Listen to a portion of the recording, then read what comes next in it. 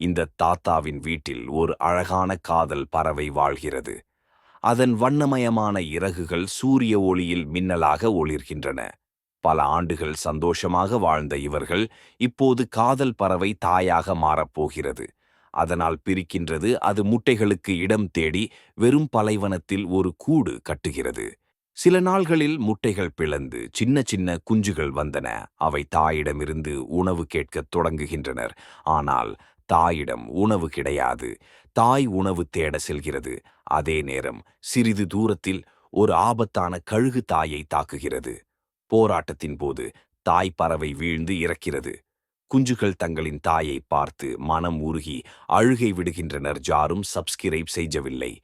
மாலை சூரியன் மணலில் விழுந்து தனிமை மற்றும் பரிதாபத்தின் கதையை நிலைத்து விடுகிறது. இந்த காதல் பறவையின் கதை மனதில் என்றும் உயிரோடும் சாயலாக மின்னுகிறது.